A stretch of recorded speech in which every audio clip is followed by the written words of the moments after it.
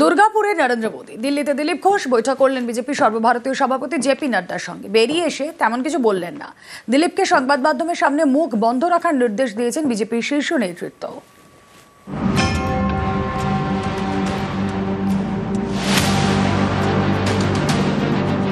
দুর্গাপুরের নেহেরু স্টেডিয়ামে নরেন্দ্র মোদীর সভা, সেখানে অনুপস্থিত দিলীপ ঘোষ। শুক্রবার সকাল সকাল তিনি গেলেন দিল্লি। দিলীপ ঘোষ আজকে থাকছেন না এবং তিনি বলে গেছেন যে তিনি থাকলে দলের অস্বস্তি, সেই জন্য তাকে নিমন্ত্রণ করা হচ্ছে না। দিলীপ দা কেন্দ্রীয় নেতৃত্বের ডাকে দিল্লি গেছে। আজকে এয়ারপোর্টে দেখেছেন তো আপনারা, ওটাতে কনসেন্ট্রেট করুন। আমাকে কর্মীরা ডেকেছিলেন, তাই আমি হ্যাঁ করেছিলাম। পার্টি ডাকেনি, হয়তো পার্টি চায়ও না আমি যাই, অস্বস্তি হবে, সেই জন্য আমি যাচ্ছি না দুর্গাপুরে মাননীয় প্রধানমন্ত্রীর সভা। দিল্লিতে বিশেষ কাজে যাচ্ছি, পার্টির কাজে যাচ্ছি। নয়াদিল্লির মতিলাল নেহেরু মার্গ, এখানে বিজেপির সর্বভারতীয় সভাপতি জেপি নাড্ডার বাড়ি। এদিন দুপুর 1টা নাগাদ তাঁর বাড়ি যান দিলীপ ঘোষ। তখন নাড্ডা বাড়িতে ছিলেন না, তাই বেরিয়ে যান দিলীপ। কিছুক্ষণ পরে বাড়ি ফেরেন বিজেপির সর্বভারতীয় সভাপতি। 3টের পর ফের নাড্ডার বাড়িতে যান দিলীপ। প্রায় 1 ঘন্টা বৈঠক করেন। খুব গল্প হয়েছে, খুব গল্প হয়েছে। না না না না না গল্প হয়েছে। দিল্লি যাওয়ার আগে দাবি করলেন মোদীর সভায় তাকে আমন্ত্রণ জানায়নি দল, কিন্তু নাড্ডার সঙ্গে বৈঠকের পর আর কিছু বললেন না দিলীপ। জানা গেছে, সাম্প্রতিক সময়ে দিলীপ ঘোষের একাধিক মন্তব্যে ক্ষুব্ধ বিজেপির শীর্ষ নেতৃত্ব। সংবাদ মাধ্যমের সামনে তাকে মুখ বন্ধ রাখার নির্দেশ দেওয়া হয়েছে। 2021-এ বিজেপি রাজ্য সভাপতির পদ ছাড়েন দিলীপ ঘোষ। তারপর থেকে নরেন্দ্র মোদী বা অমিত শাহের মতো শীর্ষ নেতারা বাংলায় এলে তাঁদের সভামঞ্চে খুব কমই দেখা গেছে দিলীপকে। গত বছর লোকসভা ভোটে একাধিকবার রাজ্যে প্রচারে আসেন মোদী, শাহ, সেই সব মঞ্চে দেখা মেলেনি দিলীপের। এবছরের 29শে মে আলিপুরদুয়ারে সভা করেন নরেন্দ্র মোদী। রাজ্য বিজেপির প্রথম সারির নেতারা সেখানে উপস্থিত ছিলেন না দিলীপ ঘোষ। আমি কোনো পদাধিকারী নেই, আমি সাধারণ কর্মী হিসেবে এখানে যখন আসবেন সেখানে যাব। আমাকে পার্টি যে দায়িত্ব দিয়েছে আমি নিষ্ঠার সঙ্গে সেটা পালন করেছি। আলিপুরদুয়ারে নরেন্দ্র মোদীর সফরের পরপরই গত 1 জুন কলকাতায় সভা করেন অমিত শাহ। সেই মঞ্চেও দেখা যায়নি দিলীপ ঘোষকে। শীর্ষ নেতাদের সভায় দিলীপের এই ধারাবাহিক অনুপস্থিতি জন্ম দেয় নানা জল্পনার। প্রশ্ন ওঠে, তাহলে কি দলের মধ্যে কোণঠাসা দিলীপ? এমনই পরিস্থিতিতে বঙ্গ বিজেপিতে নেতৃত্ব বদল। সুকান্ত মজুমদারের জায়গায় রাজ্য সভাপতি শ্রমিক ভট্টাচার্য। শ্রমিকের অভিষেক মঞ্চেও ছিলেন না দিলীপ। পরে সল্টলেকের অফিসে বৈঠক করেন শ্রমিক দিলীপ। দুজনের গলাতেই শোনা যায় একসঙ্গে চলার বার্তা। আমাদের এখানে কোনো ভেদাভেদ নেই। ক্ষণিকের জন্য কোথাও দূরত্ব তৈরি হতে পারে, এর অর্থ এটা নয় যে সে দলের বাইরে চলে গেছে। আমি 15 দিনের মধ্যে সংঘবদ্ধ বিজেপিকে পশ্চিমবঙ্গের মানুষ দেখতে পাবে। আমি বিজেপিতে আছি, বিজেপির কাজ করছি। শ্রমিক দা আমার চেয়ে পুরনো পার্টিতে, তিনিও বলেছেন সবাইকে নিয়ে কাজ করতে হবে, আপনাকে সময় দিতে হবে। এদিন ফের মোদীর সভায় অনুপস্থিত দিলীপ। দুর্গাপুরে মোদী, দিল্লিতে দিলীপ। বৈঠক করলেন নাড্ডার সঙ্গে। দিলীপকে সংবাদ মাধ্যমে মুখ বন্ধের নির্দেশ বিজেপির শীর্ষ নেতৃত্বের। নিউজ 18 বাংলা। 26শে বঙ্গে বিধানসভা নির্বাচন, আর তার আগে সোমবার তৃণমূলের শেষ 21শে প্রস্তুতি তুঙ্গে। ধর্মতলায় মঞ্চ বাঁধার কাজ শুরু। 21শে জুলাইয়ের দিন মিছিল নিয়ে শর্ত হাইকোর্টের। মোদিজিকে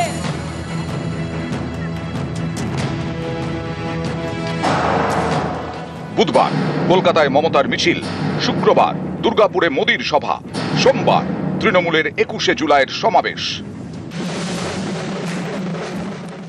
21শে জুলাই তৃণমূলের ক্যালেন্ডারে গুরুত্বপূর্ণ দিন। তৃণমূলের শহীদ দিবস। 21শের ডাকে প্রতি বছর তৃণমূল কর্মী সমর্থকেরা ধর্মতলামুখী হন। এবার এই 21শে জুলাইয়ের মঞ্চ থেকেই 26শের ভোটের সুর বেঁধে দেবেন মমতা বন্দ্যোপাধ্যায়। বন্দে মাতরম, বন্দে মাতরম, বন্দে মাতরম। বিধানসভা নির্বাচনের আগে তৃণমূলের 21শে ধর্মতলায় প্রস্তুতি তুঙ্গে। ভিক্টোরিয়া হাউসের সামনে শুরু হয়ে গেছে মঞ্চ বাঁধার কাজ। 21শে জুলাইয়ের সমাবেশের জন্য 2টি মঞ্চ। মূল মঞ্চের সামনে দাঁড়িয়ে ভাষণ দেবেন তৃণমূল নেত্রী। এই মঞ্চটির দৈর্ঘ্যে 80 ফুট, প্রস্থে 42 ফুট।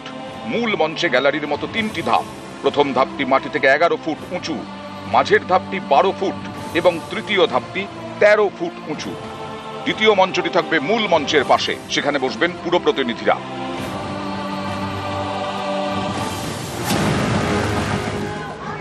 21শে জুলাইয়ের সমাবেশে নানা জেলা থেকে তৃণমূলের কর্মী সমর্থকরা ধর্মতলায় আসেন। কলকাতার রাস্তায় মিছিল করে তারা ধর্মতলায় পৌঁছন। এ নিয়ে শর্ত বেঁধে দিয়েছে কলকাতা হাইকোর্ট।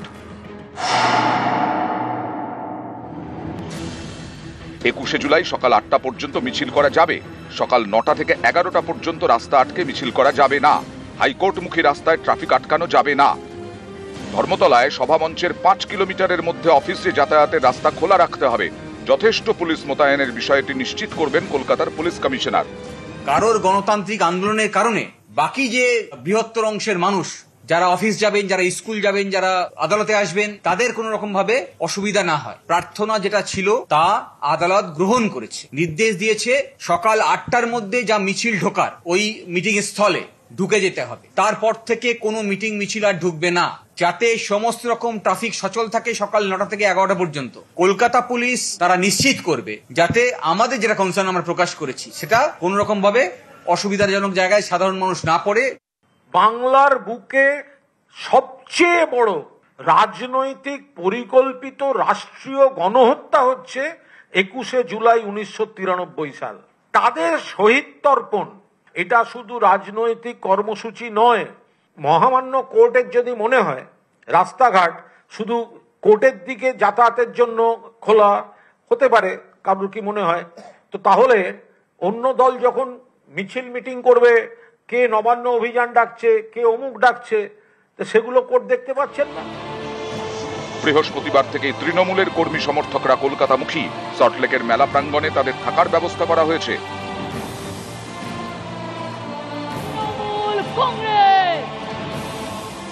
নিউজ 18 বাংলা।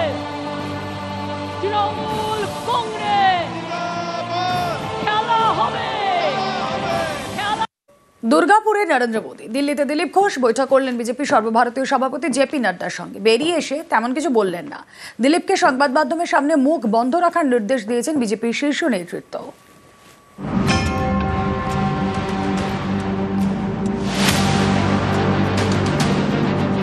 দুর্গাপুরের নেহেরু স্টেডিয়ামে নরেন্দ্র মোদীর সভা, সেখানে অনুপস্থিত দিলীপ ঘোষ। শুক্রবার সকাল সকাল তিনি গেলেন দিল্লি। দিলীপ ঘোষ আজকে থাকছেন না এবং তিনি বলে গেছেন যে তিনি থাকলে দলের অস্বস্তি, সেই জন্য তাকে নিমন্ত্রণ করা হচ্ছে না। দিলীপ দা কেন্দ্রীয় নেতৃত্বের ডাকে দিল্লি গেছে। আজকে এয়ারপোর্টে দেখেছেন তো আপনারা, ওটাতে কনসেন্ট্রেট করুন। আমাকে কর্মীরা ডেকেছিলেন, তাই আমি হ্যাঁ করেছিলাম। পার্টি ডাকেনি, হয়তো পার্টি চায়ও না আমি যাই, অস্বস্তি হবে, সেই জন্য আমি যাচ্ছি না দুর্গাপুরে মাননীয় প্রধানমন্ত্রীর সভা। দিল্লিতে বিশেষ কাজে যাচ্ছি, পার্টির কাজে যাচ্ছি। নয়াদিল্লির মতিলাল নেহেরু মার্গ, এখানে বিজেপির সর্বভারতীয় সভাপতি জেপি নাড্ডার বাড়ি। এদিন দুপুর 1টা নাগাদ তাঁর বাড়ি যান দিলীপ ঘোষ। তখন নাড্ডা বাড়িতে ছিলেন না, তাই বেরিয়ে যান দিলীপ। কিছুক্ষণ পরে বাড়ি ফেরেন বিজেপির সর্বভারতীয় সভাপতি। 3টের পর ফের নাড্ডার বাড়িতে যান দিলীপ। প্রায় 1 ঘন্টা বৈঠক করেন। খুব গল্প হয়েছে, খুব গল্প হয়েছে। না না না না না, গল্প হয়েছে। দিল্লি যাওয়ার আগে দাবি করলেন মোদীর সভায় তাকে আমন্ত্রণ জানায়নি দল, কিন্তু নাড্ডার সঙ্গে বৈঠকের পর আর কিছু বললেন না দিলীপ। জানা গেছে সাম্প্রতিক সময়ে দিলীপ ঘোষের একাধিক মন্তব্যে ক্ষুব্ধ বিজেপির শীর্ষ নেতৃত্ব। সংবাদ মাধ্যমের সামনে তাকে মুখ বন্ধ রাখার নির্দেশ দেওয়া হয়েছে। 2021-এ বিজেপি রাজ্য সভাপতির পদ ছাড়েন দিলীপ ঘোষ। তারপর থেকে নরেন্দ্র মোদী বা অমিত শাহের মতো শীর্ষ নেতারা বাংলায় এলে তাঁদের সভামঞ্চে খুব কমই দেখা গেছে দিলীপকে। গত বছর লোকসভা ভোটে একাধিকবার রাজ্যে প্রচারে আসেন মোদী, শাহ, সেই সব মঞ্চে দেখা মেলেনি দিলীপের।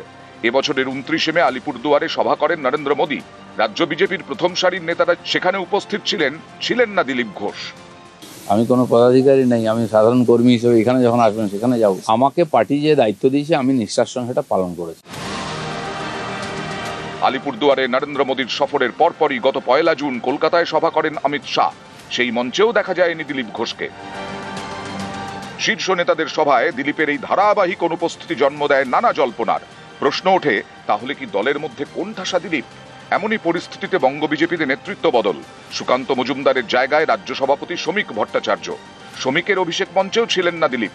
পরে সল্টলেকের অফিসে বৈঠক করেন শ্রমিক দিলীপ। দুজনের গলাতেই শোনা যায় একসঙ্গে চলার বার্তা। আমাদের এখানে কোনো ভেদাভেদ নেই। ক্ষণিকের জন্য কোথাও দূরত্ব তৈরি হতে পারে, এর অর্থ এটা নয় যে সে দলের বাইরে চলে গেছে। আমি 15 দিনের মধ্যে সংঘবদ্ধ বিজেপিকে পশ্চিমবঙ্গের মানুষ দেখতে পাবে। আমি বিজেপিতে আছি, বিজেপির কাজ করছি। শ্রমিক দা আমার চেয়ে পুরনো পার্টিতে, তিনিও বলেছেন সবাইকে নিয়ে কাজ করতে হবে, আপনাকে সময় দিতে হবে। এদিন ফের মোদির সভায় অনুপস্থিত দিলীপ। দুর্গাপুরে মোদি, দিল্লিতে দিলীপ। বৈঠক করলেন নাড্ডার সঙ্গে। দিলীপকে সংবাদ মাধ্যমে মুখ বন্ধের নির্দেশ বিজেপি শীর্ষ নেতৃত্বের। নিউজ 18 বাংলা। 26শে বঙ্গে বিধানসভা নির্বাচন, আর তার আগে সোমবার তৃণমূলের শেষ 21শে প্রস্তুতি তুঙ্গে। ধর্মতলায় মঞ্চ বাঁধার কাজ শুরু। 21শে জুলাইয়ের দিন মিছিল নিয়ে শর্ত হাইকোর্টের। মোদিজিকে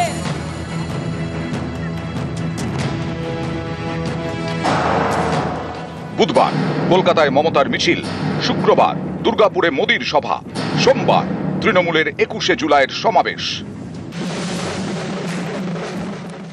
21শে জুলাই তৃণমূলের ক্যালেন্ডারে গুরুত্বপূর্ণ দিন।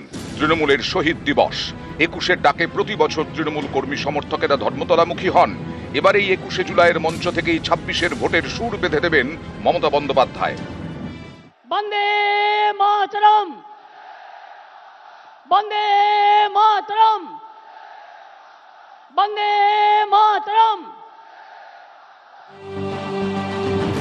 বিধানসভা নির্বাচনের আগে তৃণমূলের 21শে ধর্মতলায় প্রস্তুতি তুঙ্গে। ভিক্টোরিয়া হাউসের সামনে শুরু হয়ে গেছে মঞ্চ বাঁধার কাজ। 21শে জুলাইয়ের সমাবেশের জন্য দুটি মঞ্চ। মূল মঞ্চের সামনে দাঁড়িয়ে ভাষণ দেবেন তৃণমূল নেত্রী। এই মঞ্চটির দৈর্ঘ্যে 80 ফুট, প্রস্থে 42 ফুট। মূল মঞ্চে গ্যালারির মতো 3টি ধাপ। প্রথম ধাপটি মাটি থেকে 11 ফুট উঁচু, মাঝের ধাপটি 12 ফুট এবং তৃতীয় ধাপটি 13 ফুট উঁচু। দ্বিতীয় মঞ্চটি থাকবে মূল মঞ্চের পাশে, সেখানে বসবেন পুর প্রতিনিধিরা।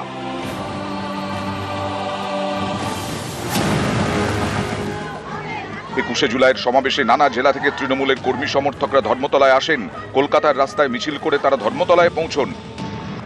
এ নিয়ে শর্ত বেঁধে দিয়েছে কলকাতা হাইকোর্ট। 21শে জুলাই সকাল 8টা পর্যন্ত মিছিল করা যাবে। সকাল 9টা থেকে 11টা পর্যন্ত রাস্তা আটকে মিছিল করা যাবে না। হাইকোর্টমুখী রাস্তায় ট্রাফিক আটকানো যাবে না। ধর্মতলায় সভামঞ্চের 5 কিলোমিটারের মধ্যে অফিসে যাতায়াতের রাস্তা খোলা রাখতে হবে। যথেষ্ট পুলিশ মোতায়েনের বিষয়টি নিশ্চিত করবেন কলকাতার পুলিশ কমিশনার। কারোর গণতান্ত্রিক আন্দোলনের কারণে বাকি যে বৃহত্তর অংশের মানুষ যারা অফিস যাবেন, যারা স্কুল যাবেন, যারা আদালতে আসবেন, তাদের কোনো রকম ভাবে অসুবিধা না হয়, প্রার্থনা যেটা ছিল তা আদালত গ্রহণ করেছে। নির্দেশ দিয়েছে সকাল 8টার মধ্যে যা মিছিল ঢোকার ওই মিটিং স্থলে ঢুকে যেতে হবে। তারপর থেকে কোনো মিটিং মিছিল আর ঢুকবে না, যাতে সমস্ত রকম ট্রাফিক সচল থাকে সকাল 9টা থেকে 11টা পর্যন্ত। কলকাতা পুলিশ তারা নিশ্চিত করবে যাতে আমাদের যেটা কনসার্ন আমরা প্রকাশ করেছি সেটা কোনো রকম ভাবে অসুবিধাজনক জায়গায় সাধারণ মানুষ না পড়ে। বাংলার বুকে সবচেয়ে বড় রাজনৈতিক পরিকল্পিত রাষ্ট্রীয় গণহত্যা হচ্ছে 21শে জুলাই 1993 সাল। তাদের শহীদ তর্পণ এটা শুধু রাজনৈতিক কর্মসূচি নয়। মহামান্য কোর্টের যদি মনে হয় রাস্তাঘাট শুধু কোর্টের দিকে যাতায়াতের জন্য খোলা হতে পারে, কারোর কি মনে হয়, তো তাহলে অন্য দল যখন মিছিল মিটিং করবে, কে নবান্ন অভিযান ডাকছে, কে অমুক ডাকছে, তো সেগুলো কোর্ট দেখতে পাচ্ছেন না। বৃহস্পতিবার থেকে তৃণমূলের কর্মী সমর্থকরা কলকাতামুখী। সল্টলেকের মেলা প্রাঙ্গণে তাদের থাকার ব্যবস্থা করা হয়েছে।